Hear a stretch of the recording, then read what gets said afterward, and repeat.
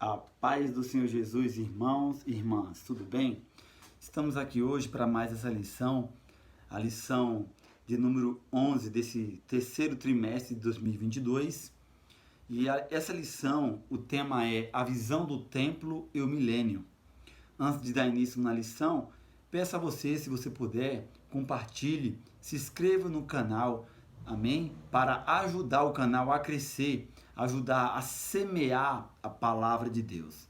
Irmãos, aqui nessa lição número 11, a visão do templo e o milênio, nós vamos ter o texto áureo e a verdade prática. No texto áureo, cujo está em Isaías 6:3, a palavra de Deus diz assim: e clamavam uns para os outros, dizendo: Santo, Santo, Santo é o Senhor dos exércitos, toda a terra está cheia da sua glória.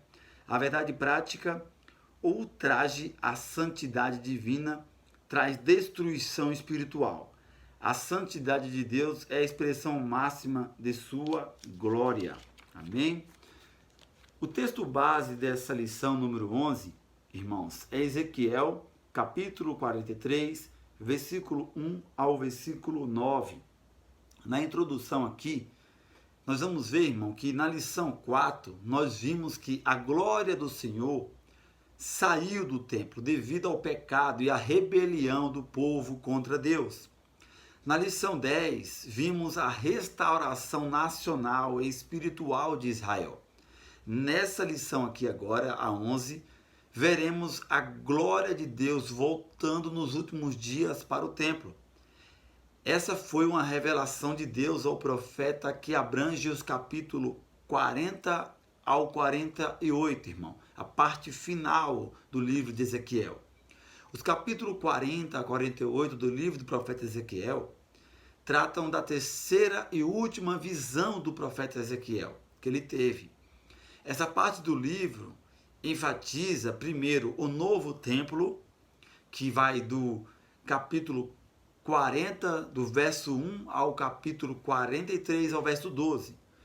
Enfatiza também a nova forma de adoração a Deus, que é Ezequiel 43, 13 a Ezequiel 46, 24.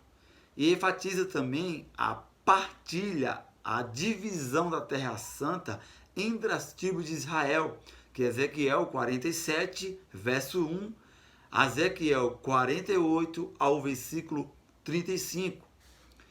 E aqui nessa visão do templo e o milênio, irmãos, entrando aqui agora no primeiro tópico, cujo nós vamos ter aqui dentro, irmãos, 3 subtópicos. O primeiro tópico é sobre o que vem depois da restauração. Os 3 subtópicos: a porta oriental do templo. O segundo subtópico aqui, 3 observações importantes. E o terceiro, as reminências. Aqui dentro do primeiro subtópico, a porta oriental do templo, vamos ter como base o versículo 1 de Ezequiel 43, 1, cuja palavra de Deus diz assim: então me levou a porta que olhava para o caminho do Oriente. Essa aqui, irmão, é a terceira visão que o profeta Ezequiel teve. A forma que Deus mostrou ao profeta foi da mesma forma das outras visões, que está em Ezequiel capítulo 1 ao 3 e Ezequiel 8. O profeta recebeu essa visão 14 anos após a queda da cidade de Jerusalém, conforme está em Ezequiel 40, verso 1. E 20 anos após a primeira visão, que está em Ezequiel capítulo 1. A glória de Deus, irmão, deixou o templo de Jerusalém saindo pela porta oriental em direção ao Monte das Oliveiras.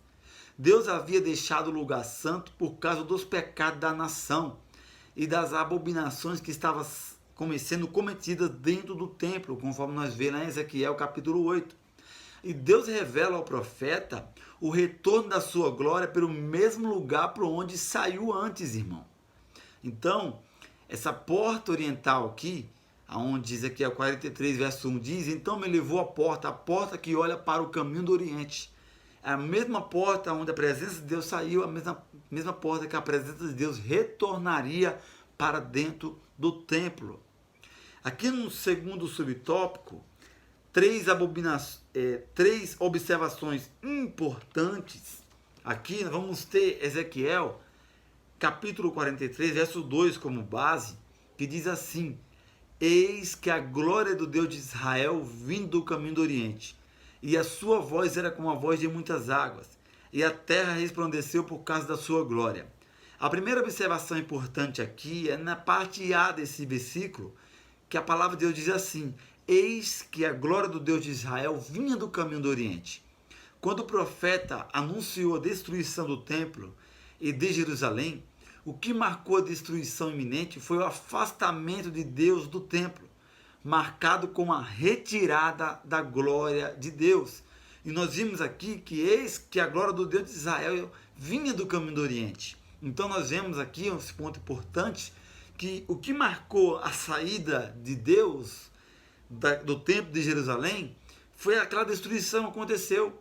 Mas agora o que marca, que chama a atenção, é que a glória de Deus, a presença de Deus está retornando para o mesmo local que antes ela saiu. Uma segunda observação importante aqui nesse versículo 2 é que e a sua voz era como a voz de muitas águas. Isso aponta como um símbolo do próprio Cristo, conforme está em Apocalipse, capítulo 1, versículo 15, na visão de João, que diz assim a palavra de Deus: e os seus pés semelhantes a latão reluzente, como se tivesse sido refinado na fornalha, e a sua voz como a voz de muitas águas. Aqui, irmãos, é um simbolismo, né? Que essa profecia aqui de Ezequiel, em paralelo, simboliza aqui essa de João, irmão. Essa referência aqui como fosse o próprio Deus, o próprio Jesus, irmão, se revelando ali a Ezequiel, que se revelou também a João. Lembrando que, segundo alguns estudiosos, esse capítulo 44 a 48 de Ezequiel, ele não é o mesmo que está em referência no livro de Apocalipse. Isso é segundo alguns estudos. A terceira observação importante no versículo aqui 2, de Ezequiel 43, aqui no subtópico número 2 ainda, é a parte final do versículo, que diz assim: e a terra resplandeceu por causa da sua glória. Isso marca, irmão, o que o profeta, com visão de águia, Isaías escreveu quando ele mostra o poder e o domínio do nosso Deus. Olha o que Isaías escreve, Isaías 6,3: e clamava uns aos outros, dizendo: Santo, Santo, Santo é o Senhor dos Exércitos, toda a terra está cheia da sua glória. Você vê, irmãos, que a glória de Deus, né? A presença de Deus, a terra, irmão, a criação, tudo que ele fez, irmão, isso mostra a glória de Deus, conforme está lá em Romanos, capítulo 1, né? Que toda a criação, tudo isso já revela o poder e a grandeza do nosso Deus. E o homem, irmãos, ele fica de uma forma que ele não pode questionar, que ele não viu a Deus, que ele não conheceu a Deus, porque a própria criação, irmão, dá testemunho da existência de Deus. No terceiro subtópico aqui, do primeiro tópico, vamos ver as reminências. A base aqui desse subtópico é Ezequiel 43, 3, que diz assim: e o aspecto da visão que tive era como da visão que eu tive quando eu vi destruir a cidade. E eram as visões como as que tive junto ao rio Quebar, e caí sobre o meu rosto. A imagem lembrada aqui, irmão, quando Ezequiel vê essa visão, a terceira visão que ele vê, ele lembra do que ele tinha visto antes, já que era algo semelhante ao que estava acontecendo. O profeta percebe que essa terceira visão, que inicia em Ezequiel 40 e vai até Ezequiel 48, mostra a glória de Deus voltando ao templo. E isso é semelhante à visão que ele teve no início do seu chamado, no rio Quebar, e durante a destruição da cidade. Essa revelação, irmãos, é escatológica. Não é uma revelação para os dias de Ezequiel, é para os muitos dias para frente. Está se cumprindo ainda nos nossos dias, ainda vai se cumprir daqui a um tempo, quando o nosso Senhor Jesus voltar. Então, irmão, essa revelação aqui que Ezequiel teve, né? Ela é uma revelação que mostra o novo templo e o novo tempo do milênio, né? Segundo estudiosos que eles dizem. Aqui no segundo tópico, nós vamos ter o tópico número 2, que é o templo do milênio, nós vamos ter 4 subtópicos aqui, que é o primeiro, um templo diferente, segundo, uma dispensação diferente, terceiro, um ritual diferente, e quarto, como explicar o sacrifício no milênio. Entrando aqui no primeiro subtópico desse segundo tópico, vamos ver um templo diferente. Comparando, irmão, esse templo que está aqui nessa Ezequiel 43, né, que mostra do novo templo, e Ezequiel 44 em diante também, comparando esse templo com o tabernáculo nos dias de Moisés e com o templo de Salomão, vemos que a diferença é grande. Por quê? Ele não tem a arca da aliança, não tem o candelabro, não tem a mesa dos pães da proposição, não tem o altar do incenso. Vemos na palavra de Deus que todo esse ritual aqui que tinha no Antigo Testamento apontava para Cristo, irmão, que cumpriu toda a justiça, tudo que era exigido na lei. Então será um templo diferente, né? Muitos acreditam que sim, será um templo que irá existir, que terá nos nossos dias, porém será um templo que não terá todo aquele ritual que tinha no dia de Moisés, no dia de Salomão. E nós vemos que tudo aquilo que aconteceu no dia de Moisés, no dia de Salomão, aquelas ofertas, todo aquele sacrifício que tinha diariamente, apontava para Cristo. Era um simbolismo, irmão. Era um tipo, né? Era a sombra. Conforme Hebreus 10:1 diz, porque tendo a lei a sombra dos bens futuros e não a imagem exata das coisas, então aquilo apontava para Cristo. Cristo, ele cumpriu toda a lei, toda a exigência. Então nós não mais necessitamos fazer sacrifícios, sacrificar animais e fazer todo aquele ritual que o povo judeu fazia. Nós vemos também aqui no subtópico número 2, do tópico ainda sobre o templo do milênio, nós vemos uma dispensação diferente. O cenário desse novo templo é bem diferente, até é difícil de interpretar. Existem muitas linhas teológicas a respeito dessa visão de Ezequiel 40 a 48. Podemos ver essa revelação como literal ou simbólica, tem esses dois caminhos, irmão. Essa visão aponta para uma visão futura dos dias de Ezequiel.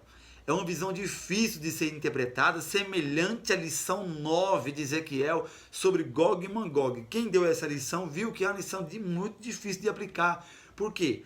Porque na própria Bíblia, irmão, nós não temos como afirmar algo, realmente aconteceu, vai ser desse jeito.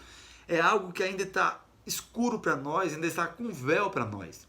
Essa lição aqui de Ezequiel 40 a 48, em muito aspecto também, irmão, não tem como eu afirmar ou qualquer outra pessoa afirmar. Por mais que seja estudiosos, teólogos que estude, irmão, isso vai além do nosso conhecimento. Então nós não podemos querer afirmar algo que a Bíblia não afirmou. E faz referências, simbologias, né? Símbolos, imagens, tipo de coisa que a Bíblia mostra, irmão. Nós temos que pedir interpretação do Espírito e o próprio templo irá revelar o que o nosso Deus quer falar aqui na palavra. Outro ponto também aqui é que não tem como afirmar ou relatar algo concreto, que trata-se de algo que irá ser cumprido da forma literal ou simbólica. Se eu, Cleps, quiser afirmar algo com dúvida, isso não é certo. Então, onde tem que ter a certeza, base bíblica, para querer fazer uma interpretação correta da Escritura. Porque, irmãos, a questão aqui do templo milenar, o período do milênio, a questão do novo templo, é uma questão um pouco meio complexa, né? Porque você vê que o nosso Jesus mesmo, ele falou que ia derrubar o templo em 3 dias, né? Ele referia ao corpo dele, a igreja, o corpo de Cristo, né? Então tem coisas na palavra de Deus que nós não podemos afirmar, nós não podemos ir além do que está escrito, querer interpretar da nossa forma, do nosso entendimento, porque qualquer conhecimento humano, por mais bom pareça que ele seja, irmão, ele é humano e pode sim conter falha, conter erro, né? Então, essa aula aqui, como a lição 9 de Ezequiel, Gog e Magog, são lições difíceis, não dá para afirmar concretamente e com toda certeza que é isso, né? porque a própria palavra de Deus, irmão, ela não confirma como será, do jeito que será, se será algo simbólico, se será algo literal, se isso aqui é um simbolismo apontando para a igreja, né? Para os dias da igreja, o futuro da igreja, mas deixa o tempo passar e nós aprenderemos e conheceremos melhor. O terceiro subtópico aqui, no tópico número 2 ainda, é um ritual diferente. Nesse tempo da visão do milênio, não haverá a Arca da Aliança, conforme estudo quando se lê aqui. A arca representa o próprio Deus no meio do povo. A arca é mencionada, irmão, na Bíblia pela primeira vez no Antigo Testamento, no reinado de Josias, 2 Crônica 35, 3. É mencionada pela última vez, no reinado de Josias, 2 Crônica 35, 3. E daí então a arca não é mais mencionada. Nos últimos dias, quando Deus estabelecer a ordem de todas as coisas, irmão, o próprio Deus, né, habitará no meio do povo. Porque a arca, no tempo da peregrinação do povo no deserto, no tempo ali do templo de Salomão, a arca ela simboliza nada mais do que o próprio Deus, irmão. Simbolizava Deus no meio do povo, é a arca da aliança, né? Então, no novo céu, na nova terra, no tempo que Deus estabelecer todas as coisas, não vai necessitar de uma arca, não vai necessitar de um candelabro, porque Deus é a nossa própria luz, Deus vai estar no nosso meio e a própria presença viva no nosso meio. Nós vamos desfrutar de um tempo, irmão, que palavra não sabe explicar o que espera aqueles que esperam no Senhor, a volta do nosso Senhor Jesus Cristo. Quarto subtópico aqui, como explicar o sacrifício do milênio? Irmãos, aqui é um dos pontos mais crucial da visão de Ezequiel. É a descrição dos sacrifícios. No sistema levítico, visto que o Senhor Jesus já cumpriu toda a lei, tornando-se sem efeito e eficácia do modelo mosaico, conforme Hebreus 9, 10 ao 15, e Hebreus 10, 1 ao 4, e versículo 8 de Hebreus 10 ainda, o sacrifício do milênio não terá, irmãos. Não vai existir um sacrifício nos dias de Cristo. Não vai existir um período de sacrifício, né? Porque tudo já se cumpriu em Cristo. Por isso que essa palavra aqui, alguém queria afirmar isso, você está querendo colocar palavras na Bíblia que não existem. Porque em Gálatas 3,10, Paulo ele foi bem severo com a igreja ali da região de Gálatas. Olha o que Paulo escreve, Gálatas 3,10. Todos aqueles, pois, que são das obras da lei, estão debaixo da maldição, porque está escrito, maldito todo aquele que não permanece em todas as coisas que não estão escritas no livro da lei para fazê-las. Você vê também nesse contexto de Gálatas aqui, que Paulo corrige aqueles irmãos e diz, né, vocês caíste da graça, né, porque ele estava querendo voltar aos padrões da lei. E hoje, nos nossos dias, no século 21, nós vemos igreja hoje com o evangelho judaizante, trazendo a arca da aliança para dentro da igreja, trazendo candelabro para dentro da igreja. Então, irmãos, a lição de Ezequiel 40, 48 tem alguns pontos aqui que não afirmo eu, mas eu creio que aponta para um período da igreja, um período futuro do crescimento da igreja, do corpo de Cristo, né? Da obra do Senhor, um tempo que a igreja vai desfrutar de uma adoração, igual nós estamos vendo hoje em dia, a igreja crescendo, a igreja nos quatro cantos do mundo, né? Mas é algo difícil de você querer afirmar algo, porque a própria Bíblia, ela não dá um ponto, ela não afirma, irmão. Como é que será? Se vai existir sacrifício? Se vai existir esse período do milênio mesmo, né? Os versículos bíblicos apontam para isso, estudiosos apontam para isso, mas é difícil de afirmar, é difícil de falar, irmão, porque diferente de outros textos bíblicos, né, onde tem a sua clareza concreta, Ezequiel 9 sobre Gog e Magog, Ezequiel 40, 48, tem uns pontos muito difíceis que não dá para querer afirmar algo que a Bíblia não está afirmando. No terceiro subtópico aqui, irmãos, nós vamos ter sobre a santidade e glória.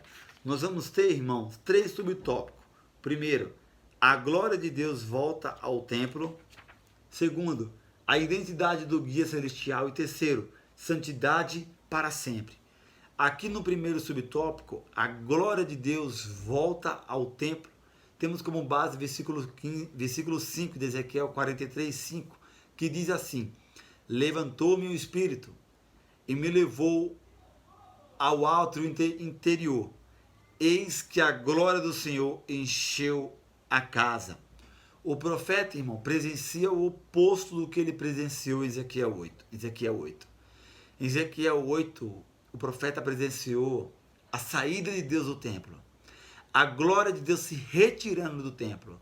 Mas agora aqui, o profeta presencia a glória de Deus voltando. Naquela ocasião, o profeta viu a apostasia, viu as depravações, e por causa disso, a glória do Senhor se retirou do templo. Mas agora ele viu a glória de Deus encher o templo, como aconteceu em Êxodo 40, 34, 35, que diz que nos dias de Moisés, né, quando a glória de Deus encheu o tabernáculo. E o profeta também vê agora como aconteceu nos dias de Salomão, 2 Crônicas 7, verso 1 ao 2, quando a glória de Deus enche o templo. E o retorno da glória de Deus demonstra que o povo e o lugar estão santos, né, para receber de novo a presença. E o afastamento da glória de Deus demonstra que o povo ou o lugar está contaminado com o pecado, né, irmãos? Tem uma referência muito interessante aqui. Você vê que o ministério de João Batista, aqui para Jesus vir, João Batista teve que preparar o caminho, né? João Batista era como um trator que preparou a estrada. A mensagem de João Batista era povo se arrepender, mudar de vida. Então, o Rei dos Reis, o Senhor dos Senhores chegou, Jesus Cristo chegou, né? Veio ao povo, mas antes da presença de Deus vir, o povo tem que se arrepender, né?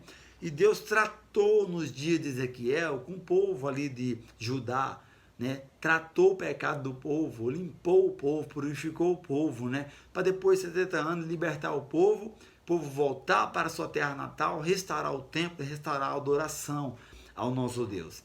Então aqui nós vemos a glória de Deus voltando para o templo, né? Diferente de Ezequiel 8. Segundo tópico aqui, ó, subtópico, a identidade do guia celestial aqui. Vamos ter o versículo 6 e 7 como base, sobre a identidade do guia celestial. Essa figura aqui que acompanhou Ezequiel durante, quando ele mostra para Ezequiel as medidas desse novo templo, mostra todo o cenário.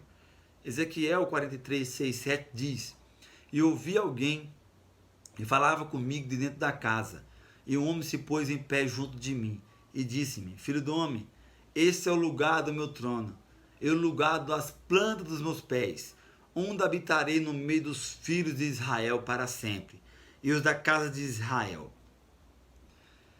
Aqui, irmão, quando você analisa esse versículo, pelas características, tudo indica que trata-se do anjo do Senhor, que significa que é o próprio Deus, pois ele fala em primeira pessoa.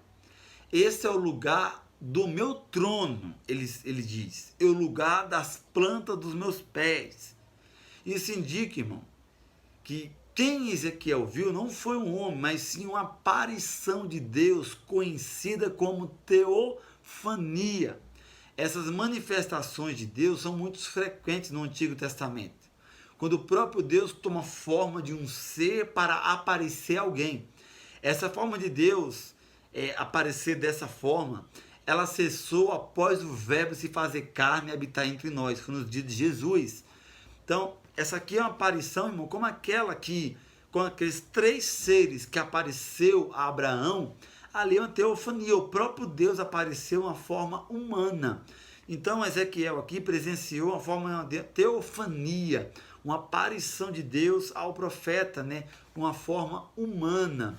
Então, esse guia celestial foi o próprio Deus com o profeta Ezequiel, mostrando uma visão para ele de dias muito além de mim e de você. O terceiro subtópico aqui, o último, do tópico número 3 ainda, sobre a santidade e glória, nós vamos ter como base Ezequiel 43, verso 8 e Ezequiel 9, que diz assim: quando eles puseram sua soleira perto de minha soleira e seus batentes junto dos meus batentes, com apenas uma parede fazendo separação entre mim e eles contaminaram o meu santo nome com suas práticas repugnantes. Por isso eu os destruirei na minha ira. Agora que afaste de mim a sua prostituição e os seus ídolos sem vida de seus reis, e eu viverei entre eles para sempre. Em Ezequiel 43:12 também diz: esta é a lei do templo. Toda a área ao redor, no topo do monte, será santíssima. Esta é a lei do templo.